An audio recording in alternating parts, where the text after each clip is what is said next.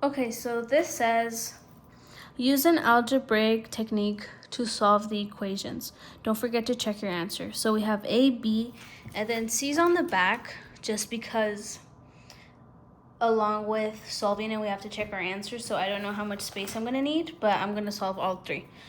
So the beautiful thing about A is that it's already factored out completely, where we just have to solve for X individually, which I really like. When I saw this on the exam, I was like, oh, this is nice.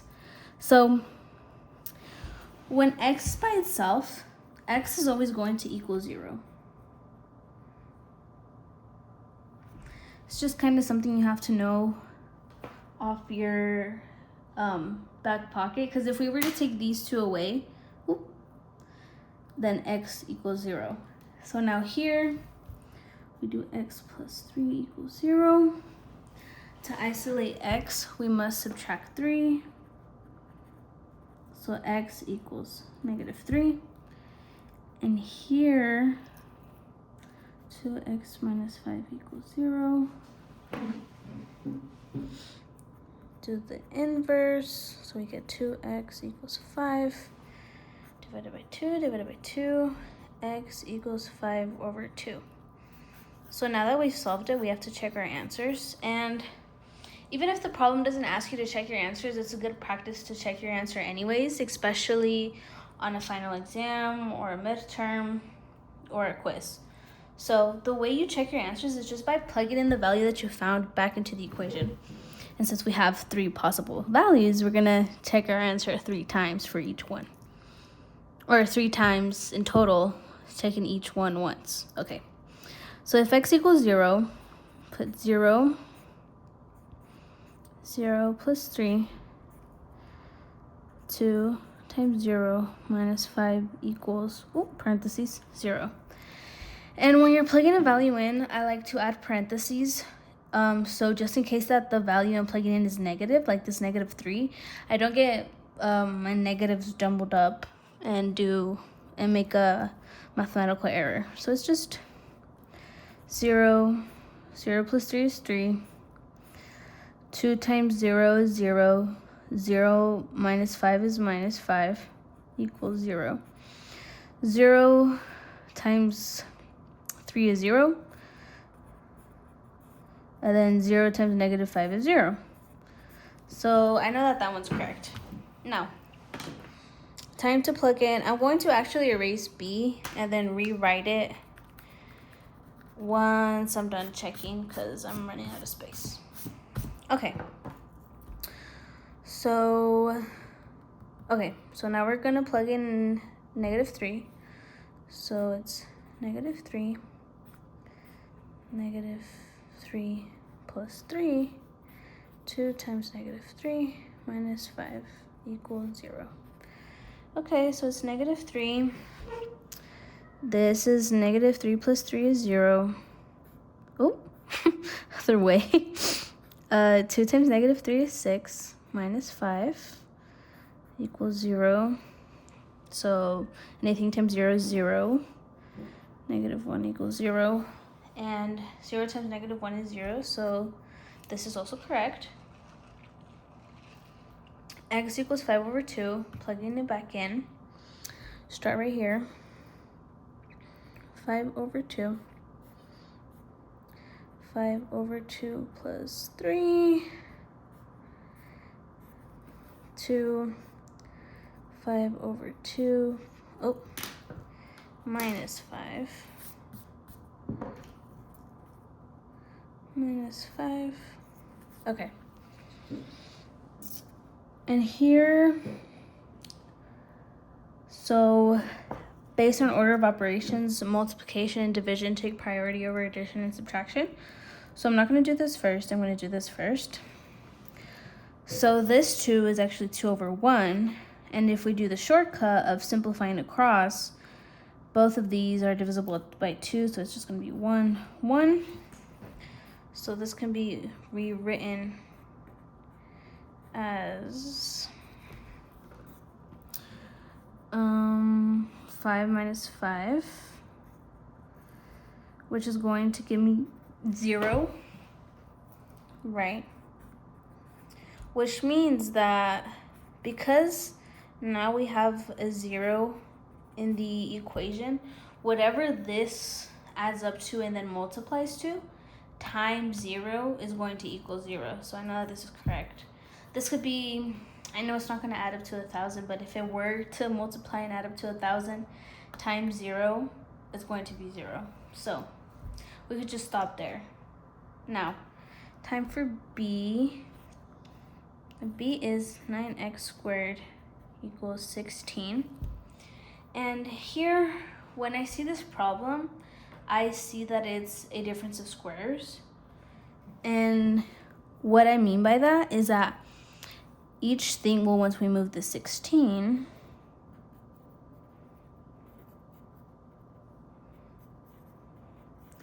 each term can be deconstructed into something squared, if that makes sense. Okay, here. I'm just going to show you because, so for example, 3x squared is the same thing as 9x squared. And 4 squared is the same thing as 16. Specifically negative 16. So when looking for the difference of squares, ask yourself, what times itself is going to equal this number? And I know that 9 is a perfect square and 16 is a perfect square. So I know that those have something that they could be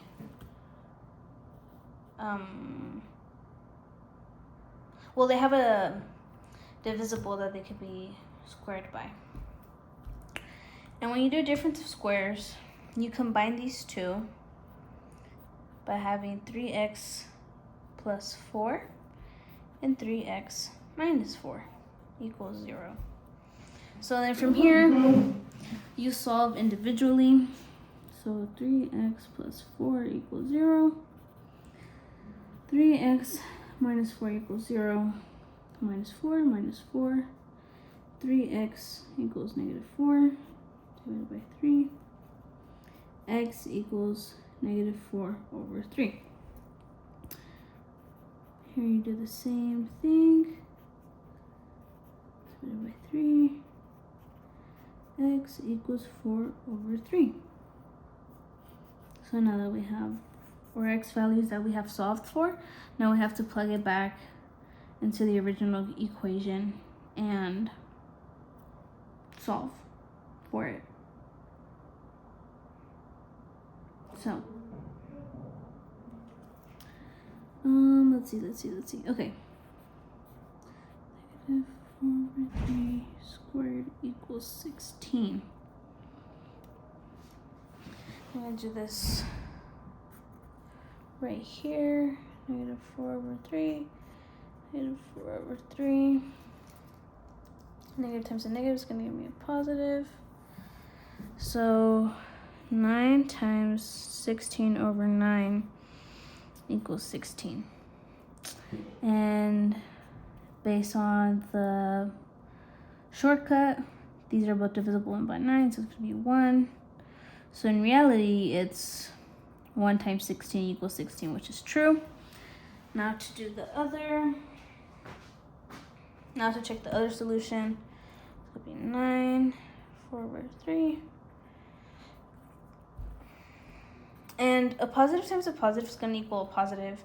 And because it's the same value, we're going to get the same product and we're going to do the same shortcut and get the same answer.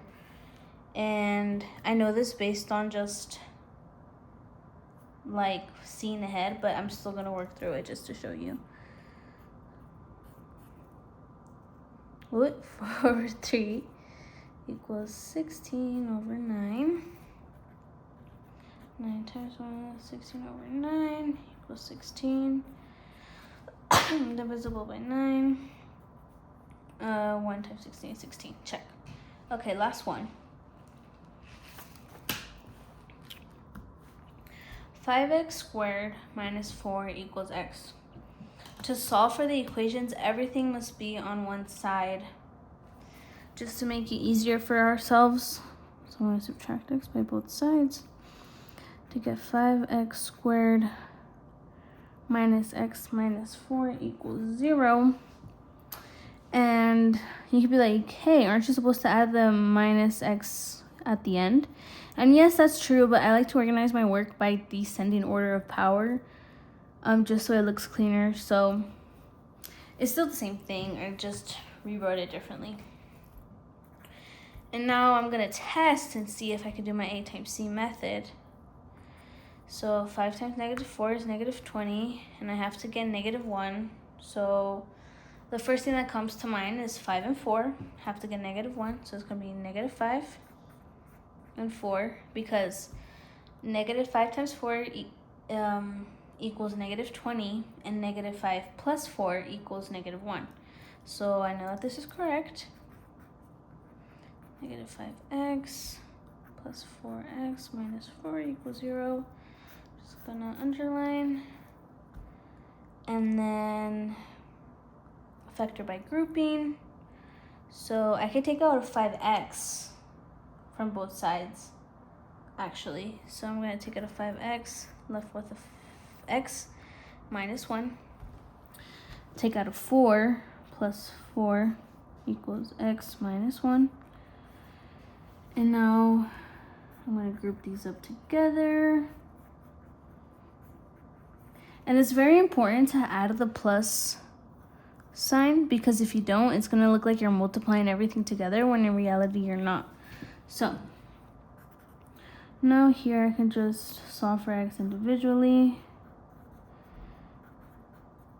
Negative 4 or 5 over 5. X equals negative 4 over 5. And this one is just x minus 1 equals 0 plus 1. X equals 1. And to check my work, I'm going to plug it back into the equation and see if it holds true. And plugging it back in via parentheses.